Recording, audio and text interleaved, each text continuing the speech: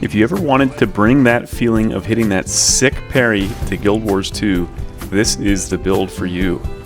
Hello everybody, and I hope you're having a nice week.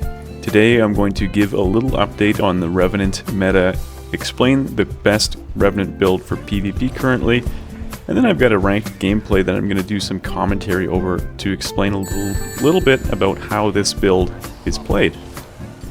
And here is the build. Now, there's been a little bit of, I don't know if contention is the word, but a little bit of debate as to whether the hammer or the spear is the better ranged weapon to use on Revenant. Now, we recently had Tournament of Legends played and the monthly tournament, and in both of those tournaments, the winning team used this weapon setup. So a sword, a shield, and a hammer. I find if you're taking Retribution, the extra damage of the hammer is quite nice. If you're taking Devastation, then I feel like that allows the spear to keep up, because the spear does a little bit less damage than the hammer all around. So this tankier set of trait lines, you want a little bit more damage from your weapons, and I think that's probably the primary reason why the hammer is chosen. Now, the traits are kind of your standard for the Retribution variant of Power Herald.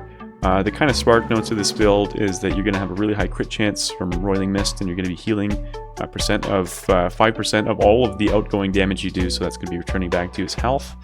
Your shield is going to cleanse condies for you, so you can hold shield 4 and shield 5 to cleanse those conditions off you. It's really nice.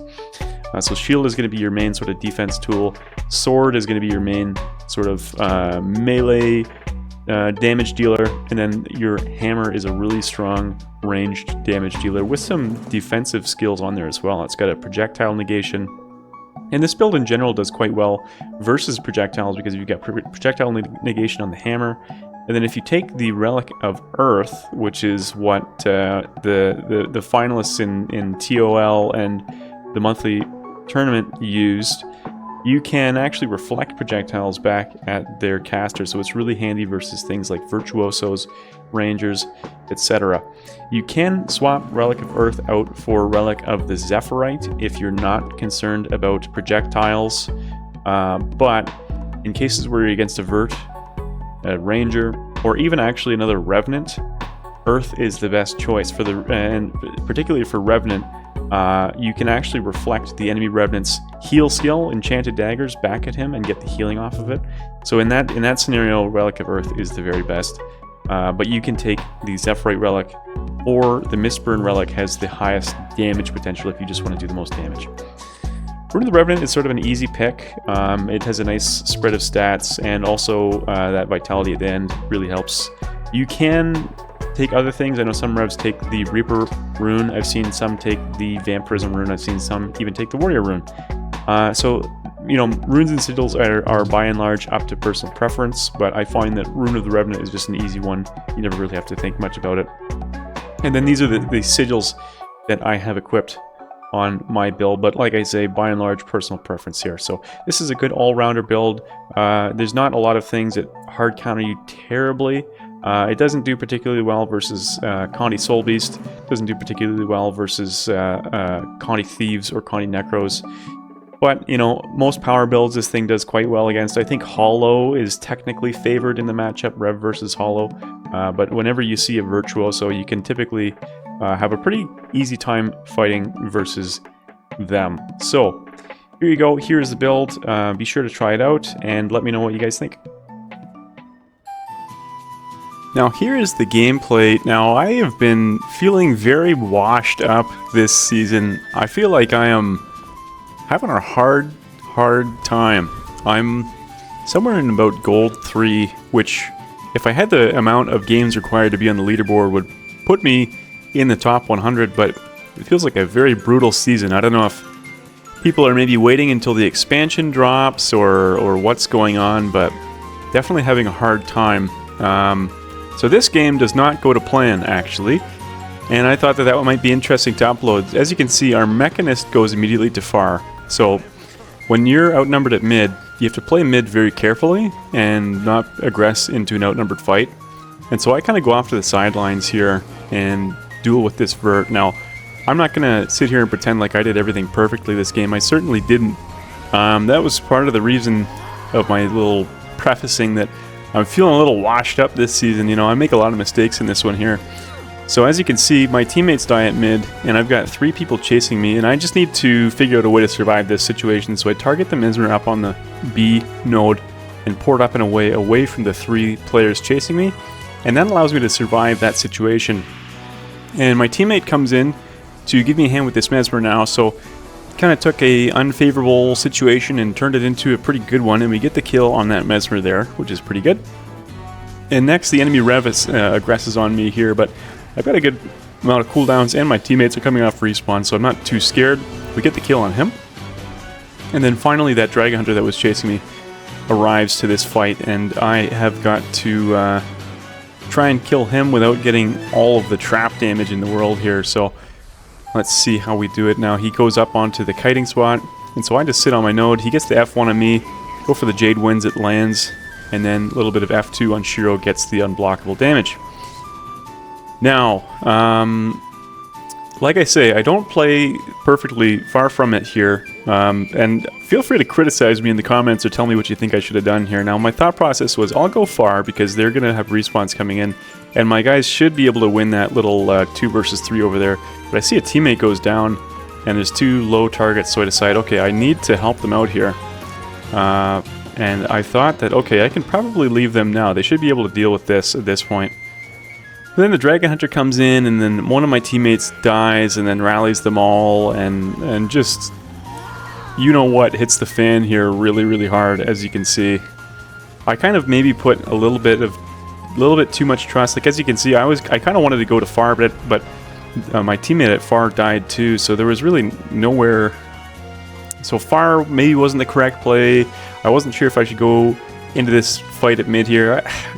I don't know. It was just kind of a really weird situation that I didn't know how to react to in the moment, and I don't even know how to react to now looking back at it.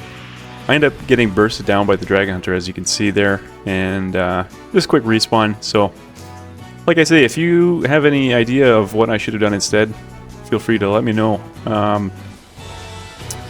Now I've got the enemy Ranger and the enemy Revenant here. I'm dueling the Revenant. Ranger's kind of having a look at joining this duel here. Here comes the enemy Dragon Hunter as well, so I've got 3 of them on me. I get stuck in the Dragon Hunter traps. I get my Glint my Glint heal just in time for the big Dragon Hunter burst, which negates it and turns it back into healing. And I'm able to survive that situation at full health because of that, so nicely, luckily timed Glint heal there. I really need to be dodging those Dragon Hunter F1s for sure, but luckily I can just kind of stay at range. And the hammer makes you do quite well into these Dragon Hunters too, because you can proc their traps by using Hammer 3. It will actually make the traps proc there. These are posting shadows to make it so that I don't take any damage from the traps.